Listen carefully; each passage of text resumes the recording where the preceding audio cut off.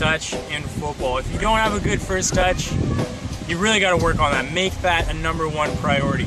So in this video, I'm going to talk about receiving the ball in different situations and the different touches you need to take. Improving your first touch and your receiving comes down just like anything. I hope you're figuring this out. It comes down to practice. So if you don't practice, you don't really focus on your first touch every time you receive a pass, then you're not going to improve and you're going to struggle. But if every time you're on your own, you're really thinking about the quality of your first touch, every time you're receiving a pass in practice, you're thinking about the quality in the game, you're really focusing on the quality, then that's when you're going to see the improvements. On top of that, it's all about confidence. So if the ball is traveling to me and I'm thinking about screwing up, I'm going to screw up. It's going to bobble over my foot, it's going to go under my foot, I'm going to have a heavy touch into space.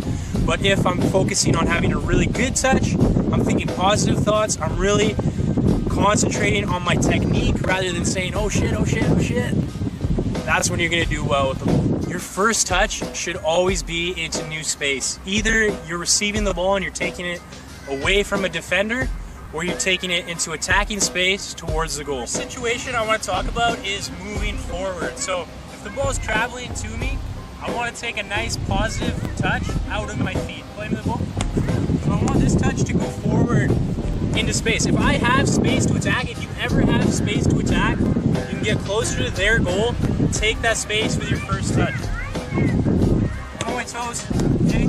I don't want a touch like this that's stuck in my feet. I want a touch that gets out of my feet and allows me to travel into space.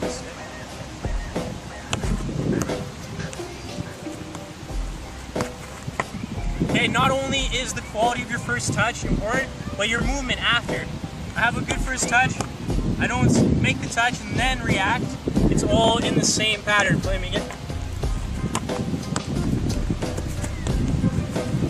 Okay, if the defender is going to close me down, I really have to make sure my touch is big enough to get out of my feet, but not so big that he can tackle me.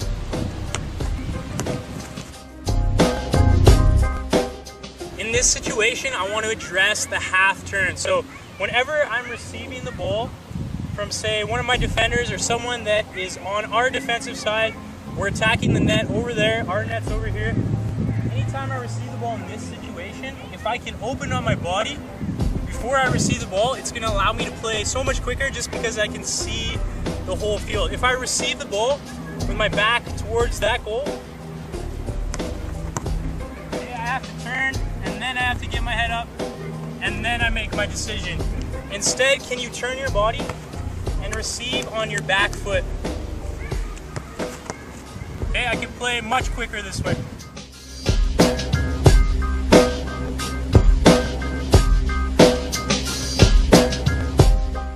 Let's take a look at receiving with a defender on your back. So, for lack of bodies, this is going to be my defender right here. The first thing you can do when receiving the ball is just protect it, okay? You should never wait for the ball to come to you unless you can really hold your ground with your strength. But whenever the ball is traveling, I should always be moving towards the ball rather than waiting for it to come to me. So the first thing you can do is just protect the ball. Okay, good first touch, and then I can let my midfielders join and play the ball, or my defenders, my fullbacks come, and I can play the ball into them. Just play again.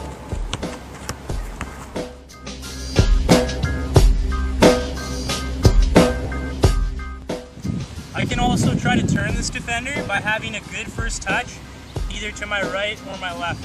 So again, you should be coming towards the ball, and then you want to take your touch in the space where there is space. So how do you know if there's space? Get your head up. You have to know what's around you before the ball even comes.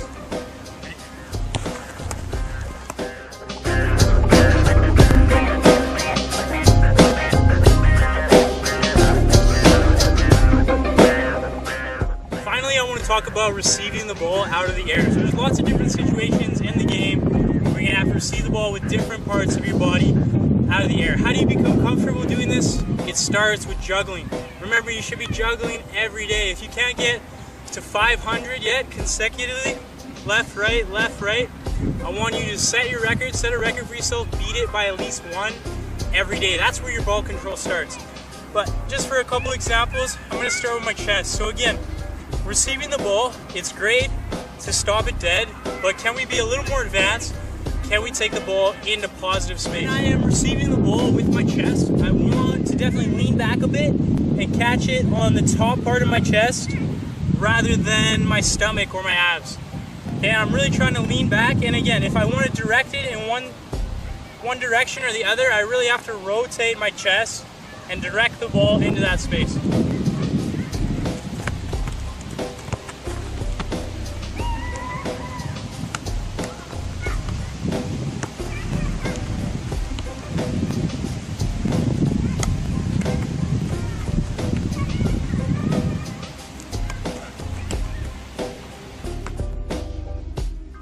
If I want to receive the ball with my thigh, it's great for taking the bounce out of a ball. You want to make sure that you're actually receiving on your thigh rather than your knee. If you're going to hit it on your knee, the ball is much more likely to pop up. If you really want to stop the ball dead, try to hit it higher on your thigh.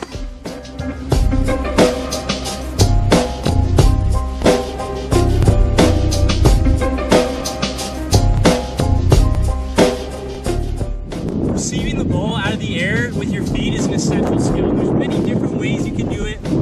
You want to become comfortable doing it with all different techniques. The first one I want you to try is just with the toe of my boot. I'm going to react to where the ball goes. When it comes up, I'm really trying to absorb it. So I'm going to try to curl my toes and cushion the ball to the ground.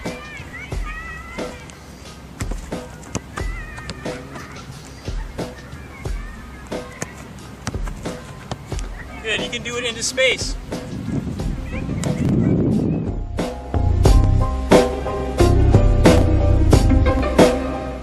can also receive the ball with the inside of your foot. So when you're doing this one, you want to catch the ball right after it bounces. Play my ball. So after the ball hits the ground, that split second, you want to get your foot and your body weight over the ball so your first touch stays along the ground.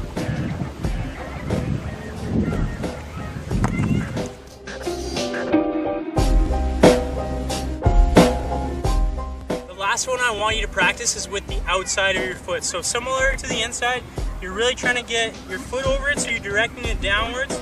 Okay, I'm not just going horizontally, otherwise the ball is going to pop up. I'm really trying to force my foot down on the ball so it stays on the ground. Same as with the outside, I'm really getting my body weight over it, taking the touch into space.